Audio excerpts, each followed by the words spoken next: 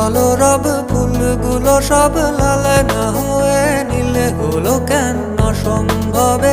কখন কবে মেঘের সাথে মিল হলো কেন?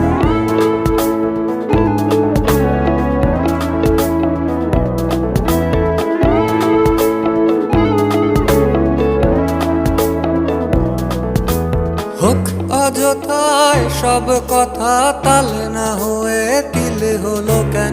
কুয়োর তলে ভীষণ জলে খাল না হয়ে ঝিল হলো কেন?